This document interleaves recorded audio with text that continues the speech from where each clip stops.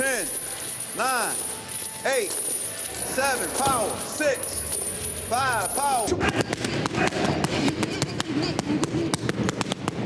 I made the decision to train in DC because, you know, I haven't been in the coldness in a minute. I haven't even trained in the coldness in a minute, so I feel as though this will help me. DC my second home. I've been coming up here since I was 9 years old, even younger. So I'm not really trying to get in his personal business. Probably just showing him that, you know, I could do anything, especially in your backyard.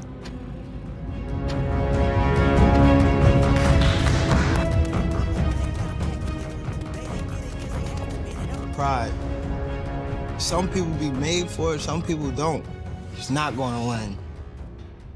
You better be ready. Ooh. Bro, what are you doing? Training for the fight, but also celebrating Oktoberfest at Doghouse.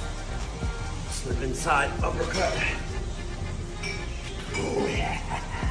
Break after 4 fights in 1 year, but now it's time to start getting back into the swing of things, except something tells me that today isn't gonna be that at all. I feel like I'm gonna be thrown into the deep end today.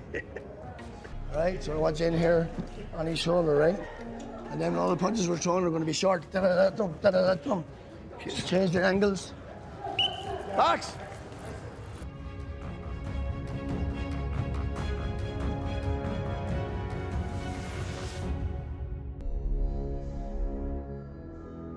I finally feel like after 4 years, I'm getting my moment, the opportunity to show the world and inspire millions and millions and shut everyone the f up.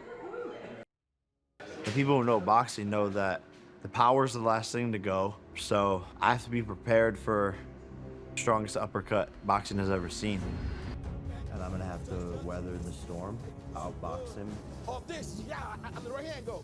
I think he's gonna get clipped because he has a lot of openings for me to land some big shots. There you go. Put your legs, and then when you look at you go. There you go. Still slow? So I'm gonna have to throw misdirection jabs. Jab, jab this, jab. Every jab in the fucking book. There you go. It comes from the legs. Just sparring, you know, we got some great guys coming in. Some really experienced southpaws that are smaller. I think Montana Love is coming in. Shakur Stevenson wants to come in. Jermaine Ortiz. We're gonna hit up Erickson Lubin, some of these guys. So we're just gonna bring in a plethora of fighters that are fast, quick, shifty south. Obvious that Davis would win, even with all the size difference. But again, I wouldn't put anything past kind of that kind of showman, stagey kind of a random one. Not one that's really taken my interest at all. Them fights don't really bother me. I might flick it on if it's casual and about, but I'm not following the build-up or interest. You see a lot of athletes announce retirement and then don't retire because they have so much love. Have you have you had any times like, maybe I was tripping a bit? Yeah, I do be having those thoughts. Yeah. But it's also too, I want to get myself to. Jake Paul is making it clear that he's not afraid of Gervonta Tank Davis or his punishing training camp. Instead of matching Tank's intensity, he's mocking it, using playful routines to show that all that grind doesn't shake his confidence. But Tank didn't find it funny. He took it personally. His response was sharp, emotional, and full of threat. I know one thing. If I find out anything, I'm going to beat your A, and I'm going to beat Jalan A. On my mama, I'm going to beat both of your A. Those weren't empty words. It was the voice of a champion who felt disrespected, whose pride had been hit harder than any punch. For Tank, this isn't banter anymore, it's war. The size difference doesn't scare him, it motivates him. It's made him more dangerous. Fabio Wardley, one of the few fighters to weigh in, with calm precision, didn't hesitate to share his take. I think it's obvious that Davis would win, even with all the size difference. But again, I wouldn't put anything past that kind of showman fight. His voice carried quiet conviction, the tone of someone who's seen enough to know that skill often beats size. Wardley's perspective was balanced respect for Davis's class, acknowledgement of Paul's unpredictability. Still, beneath his calmness was a subtle warning. He seemed to know how this might end long before the first bell. When asked again, Wardley shrugged. Yeah, a bit of a random one. Not one that's really taking my interest at all. Them fights don't really bother me. That nonchalant tone spoke volumes. To him, it was another spectacle, not a serious contest. Yet even in his disinterest, there was meaning. Maybe he saw through the hype that this was entertainment wrapped in boxing gloves, not the sport at its purest. Meanwhile, Jake Paul is working harder than most think. Behind the scenes, his sparring lineup says everything. Montana Love, Shakur Stevenson, Jermaine Ortiz, Erickson Lubin, names that scream elite experience. We're bringing in fast, quick, shifty southpaws, he said. That list alone shows how seriously he's taking this fight. He's not just preparing for Tank's power, he's trying to mimic his speed, rhythm, and sharpness. It's a smarter, more mature version of Jake Paul, the one fans didn't expect. His latest training footage only fueled that perception. The drills, the timing, the movement, everything looks cleaner. His punches snap faster, his balance holds stronger, and his conditioning looks sharper than ever. It's no longer about social media clips or flashy sound bites. He's studying, adjusting, and evolving like a professional. Each punch looks like a statement to Davis. I'm not the same kid you mocked. When asked about his mindset, Jake was brutally honest. This is definitely the toughest test. Internally, I'm the most scared going into a fight that I've ever been. That confession hit differently, not weakness, but awareness. He knows what he's walking into. For sure. I think he has probably one of the highest knockout percentages in 90-something%, right? Exactly. And just his speed, his elusiveness, his ring IQ, his conditioning, he's gone 12 rounds so many different times, something that I've never even done. So he's going to be sharp all the way through. I mean, the list goes on. And so just actually being vulnerable for a second, it's like, this is crazy. This is scary. It's kind of keeping me up.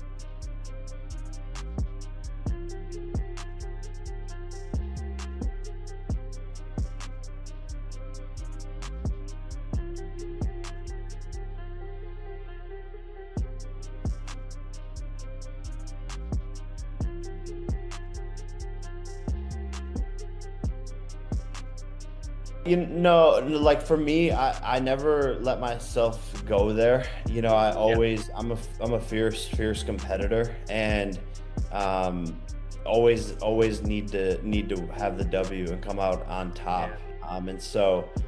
And also shock the world and even shock myself and show myself what I'm capable of. We have world champions.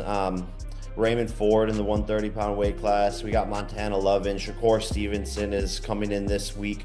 So just sparring against guys on their level and people who have been doing this their whole entire lives. But we're really focusing on speed and not as much on power. I'm not doing as much like weightlifting and all of that stuff. I'm actually trying to like lose some muscle so that I have less weight and so that my punches are coming off. Good, man. This is definitely the toughest test. I think there's like a lot of things out there about the size and all of this stuff, but people forget that Tank's a top 10 pound for pound fighter, and he's got power in both hands.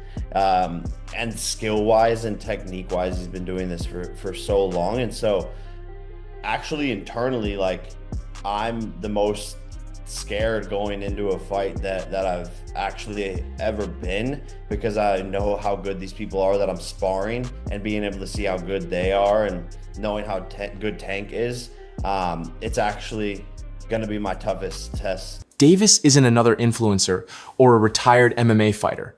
He's a pound-for-pound monster with knockout power and timing most fighters can't even imitate. But Jake's honesty showed growth. Fear isn't stopping him, it's driving him.